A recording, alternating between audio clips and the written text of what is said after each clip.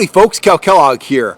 One of the cool things about running a YouTube channel like this is getting to interact with the viewers, and I've been getting quite a few questions, so I thought I'd make a few videos answering some of the fan questions, and we're going to start off with this one. This is a question from Ricky24 down in Oakland, California, and I know what Ricky24 is all about. That's code. You're talking about Ricky Henderson, number 24, the Hall of Famer, the man, and yeah, Ricky, I'm a big fan of his too. So anyway, let's get on to your question, man. I'm glad there's still a few Ricky Henderson fans out there, though, and a few fans of the green and gold. Go Oakland A's, Oakland Athletics. So I grew up down there in the East Bay, and I actually got to attend that '89 World Series when we did defeat the Giants in 4 games.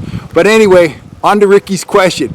Ricky asked me, he said something along the lines of, we know that grubs are a great bait when you're trolling for trout, but he asked me specifically, when do I use grubs? And let me just show you what we're talking about here. We're talking about curly tail, soft plastic grubs like this. I believe that's a 3-inch Berkeley Power Grub, and that's incidentally one of my favorite colors in the high Sierras. It's brown in the front and it's orange in the back, and man, I've caught a lot of trout on that over the years. Long story short, when I use grubs is when I think the situation calls for slow trolling, usually 2 miles an hour or less, and I basically use 3 sizes of grubs, and they're really great in slow trolling situations for imitating large insect larvae like Hexagenia mayflies, big stonefly nymphs, dragonfly nymphs, damsel nymphs, stuff like that. They also do a good job of imitating tui chubs and stuff like that. It's all in the darker colors. And if you're at a bait fish lake like Folsom or Shasta or Don Pedro, light colored grubs, well, they do a great job of imitating both pond smelt and shad. They're one of the most economical baits you can use. They've got a lot of benefits. There's a lot of action there when you're going through the water, that tail swimming. Lots of action, lots of vibration, lots of color choices, and when a trout grabs that grub, it feels like something real, and they tend to hang on and try to gulp it down deeper in their mouth, and the deeper you get that hook into a fish's mouth, the better chance you got of landing them. So I am a big fan of grubs. So typically, I run grubs in about 3 different sizes. I run, as I said, I run these, I think these are the 3-inch Berkeley Power Grubs. I run the 3-inch size a lot, and I do like power grubs a lot. They got that power bait scent, and that is a winner anywhere trout and king salmon swim. So I kind of lean towards those. At lakes where I'm trying to imitate tui chubs or insects, I'll run the smaller 2-inch Power Grubs, and this is actually my favorite Power Grub right here. It is the for the small size. It's the 2-inch, and it's kind of I think it's a motor oil flake color, and man, that's dynamite. I've caught a lot of trout on that at Eagle Lake, Elmanor as well. It's just a good color when you're imitating tui chubs, insects, stuff like that. And when I'm working that kind of pattern, I go for the darker, the earth tone stuff. Put these on a hook. Be sure you're using a trolling swivel. They're gonna roll. They will tangle your stuff up, so make sure you got a good swivel on the line. But I'll throw on one of these little guys.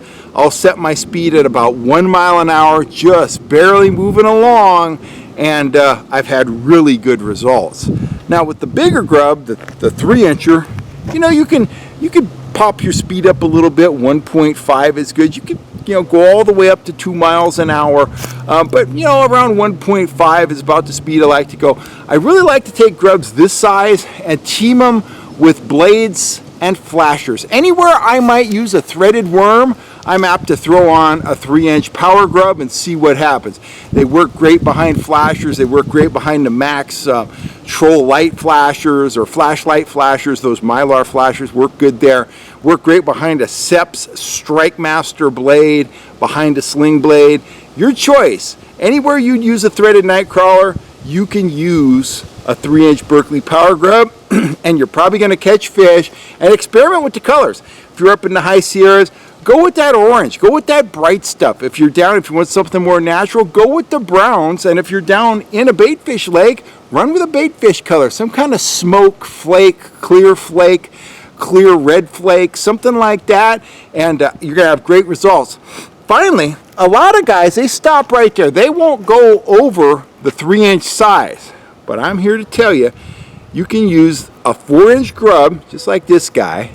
You can use that the same way as you use the smaller grubs. You're just looking for a larger grade of fish, and when you're using these larger grubs, you know, you could pop your speed all the way up to 2.2, something like that. So let's say you're trolling a spoon, let's say you're trolling a cripple lure, something like that, a needlefish. Well, you could mix in a big old grub like this. That's a great big fish bait.